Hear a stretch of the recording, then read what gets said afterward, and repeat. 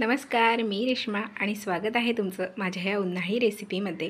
तर एकदम सोपी अशी रेसिपी आहे। तर आज आपण स्त्रियांचं एक काम खूपच सोपं करणार आहोत, ते म्हणजे आज आपण तांदळाचे पापड बनवणार आहोत आणि तेही अगदी शिजलेल्या भातापासून।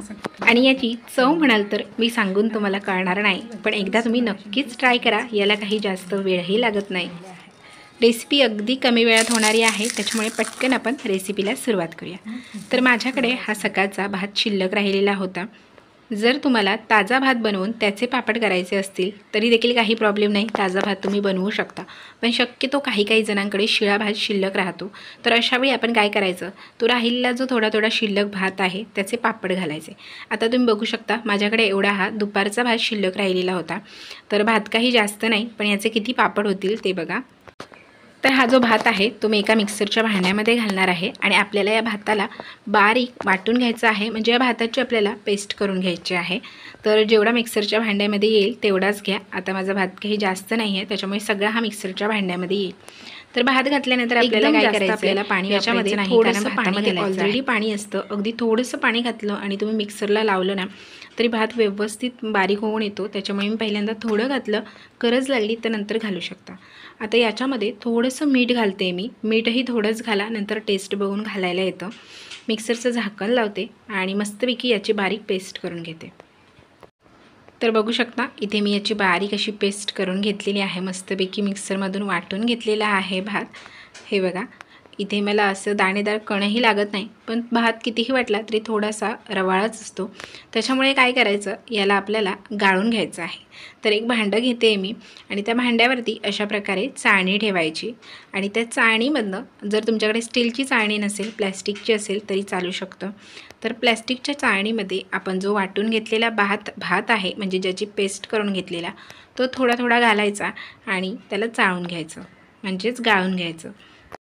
तर आता बघू शकता मी इथे भात गाळून घेत आहे। तर वरती असे भाताचे छोटेसे बारीक असे कण राहिलेले आहे। आता भात गाळून घेण्याची ही जी प्रोसेस आहे ती कंपल्सरी आहे, कारण सगळे पापड याच्यावरतीच अवलंबून आहेत। जर तुम्ही डायरेक्ट भाताची ही पेस्ट घेतली आणि पापड घातले तर पहिल्यांदा तुम्हाला ते बरोबर वाटतील, पण नंतर काय होईल, हे जे भाताचे कण आहे ना त्याच्यामुळे ते पापड ना तुटल्यासारखे होतील आणि पूर्ण असे पापड येणारच नाही, अख्खे तुटूनच येणार, म्हणजे पापडांवरती अशा मध्ये भेगा पडतील। तर इथे साईडला मी तुम्हाला एक फोटो दाखवते, अगदी तसेच हे पापड होतील। तर आता इथे तुम्ही बघू शकता भाताची पेस्ट मी अशा पद्धतीने गाळणीतून गाळून घेतली आणि वरती भाताचे कण राहिलेले आहेत, आता खालीही त्याच्या लागलेलं आहे तेही काढून घेते।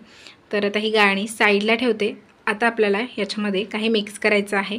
पहिल्यांदा टेस्ट बघून घ्यायची, मीठ व्यवस्थित आहे का, तर माझं याच्यामध्ये मीठ अगदी बरोबर पडलं होतं, त्याच्यामुळे परत घालायची मला गरज वाटली नाही। तर या बॅटरला मी असा हात लावून देखील चेक केलं तर कुठेही मला हे रवा लागत नाही, कुठेही याच्यामध्ये कण देखील लागत नाही। आता याच्यामध्ये तुम्हाला जे आवडतं ते तुम्ही ॲड करू शकता, जसं की जिरा असेल, चिली फ्लेक्स असेल, तीळ असेल, कोथिंबीर असेल, पण मी आता सध्याला याच्यामध्ये फक्त जिरा ॲड करणार आहे, म्हणजे मला हे जिरा पापड बनवायचे आहेत, त्याच्यामुळे अजून याच्यामध्ये मी तीळ वगैरे काही ॲड करणार नाही। आता जिरं घातलं की याला व्यवस्थित असं मिक्स करून घ्यायचं। आता इथे अजून एक महत्त्वाची टिप्स सांगायची राहिली। आता बॅटर तुम्ही गाळणीने गाळलं आणि पापड घातले आणि तरी देखील जर पापड फुटत असतील तर ते का, तर ते या पाण्यामुळे फुटत असतील। आता बघू शकता मी वरतून पाणी घातले, कारण मला बॅटर थोडंसं पातळ पाहिजे। आता हे पाणी घातल्यानंतर हे पाणी याच्यामध्ये लगेच मिक्स होत नाही, बघू शकता मी आता किती मिक्स करते तरी साईडला जे पाणी आहे ते तसंच आहे। तर आपल्याला हे जे पाणी आहे ना ते या बॅटरमध्ये अगदी व्यवस्थित मिक्स व्हायला पाहिजे, त्याच्यामुळे थोडा जास्त वेळ आपल्याला हे मिक्स करावं लागेल। तर जवळजवळ 2 ते 3 मिनटं मी कंटिन्युअसली हे मिक्स करून घेतलं, कारण हे जे पाणी आहे ना जे आपण वरचेवर घालतो आणि व्यवस्थित मिक्स करत नाही, वरच्यावर मिक्स करतो, तर त्याच्यामुळे देखील आपले पापड फुटतात, त्याच्यामुळे पाणी घातल्यानंतर व्यवस्थित मिक्स करून घ्यायचं। तर आता इथे बॅटर रेडी झालेलं आहे। तर मी मापाचा असा चमचा घेते, पहिला मोठा होता तर त्याच्यापेक्षा थोडासा छोटा घेतला आणि जे पापड आहेत ना ते पहिल्यांदा आपल्याला छोटे घालायचे आहेत, मोठे नाही, कारण तळल्यानंतर ते अजून जास्त फुलतील, म्हणजे डबल फुलतील। तर आता मी अशी प्लॅस्टिकची एक शीट घेतली, आता याच्यावरती पापड घालायचे आहेत। तर मी जिथे राहते तिथे ऊन मिळत नाही, त्याच्यामुळे हे जे पापड आहे ते मी पंख्याखाली घालणार आहे आणि पूर्ण एक रात्रभर मी पंख्याखाली ठेवणार आहे आणि नंतर ते खालून सुटले ना की मग आपण काढायचे, प्लेटमध्ये ठेवायचे आणि त्यानंतर मग यांना उन्हात घालायचं। तर या पापडांना ना एक ऊन देखील पुरेसा आहे आणि पंख्याखाली देखील ते खूप लवकर सुकतात।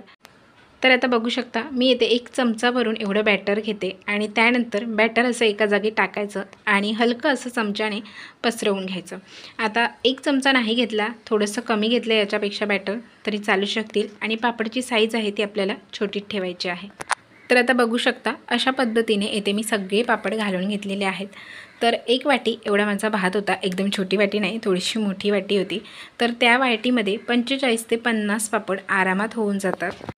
तर पहिले जे हे 10 पापड आहेत ना ते मी थोडे मोठे घातले, म्हणजे त्यांच्यामध्ये थोडंसं बॅटर जास्त झालं, पण नंतर मला अंदाज आला की एवढं बॅटर याच्यामध्ये घालून उपयोग नाही, कारण तळल्यानंतर ते अजून जास्त फुलतात। त्याच्यामुळे मी छोटे छोटेच पापड करायला घातलेले आहेत आणि पंख्याच्या खाली हे सुकवायला ठेवलेले आहेत। तर बघू शकता अर्धा दिवस आणि पूर्ण एक रात्र मी याला फॅनखाली ठेवलं आणि दुसऱ्या दिवशी बघितलं तर हे आतमधून थोडेसे ओले होते आणि प्लॅस्टिकवरून येतसुद्धा होते, म्हणून ते सगळे प्लास्टिकवरून काढले आणि एका मोठ्या प्लेटमध्ये ठेवले आणि त्यानंतर मग ते उन्हामध्ये 3 ते 4 तासासाठी ठेवून दिले। त्यानंतर तुम्ही बघू शकता परत आपल्याला उन्हामध्ये ठेवायची गरज नाही, व्यवस्थित असे सुकलेले आहेत। फक्त मला तुम्हाला दाखवणं शक्य झालं नाही, म्हणजे मी त्याचा व्हिडिओच केला नाही की ती प्लॅस्टिकवरती कशा प्रकारे सुकले होते। तर ते साईडने असे उचलत येतात स्वतःच, तुम्ही घातलं की तुम्हाला अंदाज येईल की हे कशा प्रकारे सुकतात ते। तर बघू शकता अशा पद्धतीने बनवलं तर पापड शक्यतो खूपच कमी तुटतात, म्हणजे तुटतच नाही असं म्हटलं तरी चालेल आणि तुटलेच तर ते कशामुळे ते सांगते। माझेही 4-5 पापड तुटले, पण ते कशामुळे, कारण मी खाली जे प्लॅस्टिक घातलं होतं त्या प्लॅस्टिकला खाली जर मध्ये कुठे घड्या पडलेल्या असतील, म्हणजे जर चुरगळलेल्या असतील आणि त्याच्यावरती जर आपण पापड घातला ना तर तो पापड आहे तो तुटतो। फक्त काही गोष्टी लक्षात ठेवायचा, आपला जो भात आहे तो मिक्सरला अगदी बारीक वाटायचा आणि दुसरं म्हणजे चाळणीतून तो चाळून घ्यायचा, हे सगळ्यात महत्त्वाचं आहे। तर आता पापड आपण हे तळून बघूया। तर मी इथे थोडंसंच तेल घेतलं आहे तुम्हाला तळून दाखवण्यासाठी म्हणून, आणि त्यानंतर तेल चांगलं तापलं की त्याच्यामध्ये पापड घालायचा आणि तुम्ही बघू शकता पापड मस्त असा आपला फ्राय झालेला आहे। तर मी आता असं सांगणार नाही आहे की दुप्पट फुलतो तिप्पट फुलतो, पण जेवढा आपण पापड बनवतो त्याच्यापेक्षा पापडाची साईज थोडीशी मोठी नक्कीच होते। हे पापड तळायचं म्हणाल तर अजिबात वेळ लागत नाही, बघू शकता घातल्या अगदी पापड तळून तयार होतोय। तर खूपच सोपी रेसिपी आहे, कधीतरी जेवण झाल्यानंतर थोडासा भात शिल्लक असेल तर पटकन त्याचे पापड असे आपण अशा पद्धतीने करू शकतो आणि मुख्य म्हणजे हे फॅन खाली सुकतात देखील। तर बघू शकता मगाशी याच प्लेटमध्ये भरपूर असे पापड होते, पण मी ते सगळेच तळले नाही, त्यातले थोडेच तळलेले आहेत आणि किती मस्त असे पापड झालेले आहेत, आवाज ऐका। तर अशा प्रकारे मस्त कुरकुरीत आणि चवीला 1 नंबर असे हे पापड होतात आणि लहान मुलं तर हे आवडीने खातात। तर आपण त्यांना कुरकुरे देण्यापेक्षा कधीतरी हेही तळून देऊ शकतो। तर काही कुरकुऱ्यांची टेस्ट असते ना ती अगदी अशाच प्रकारची असते।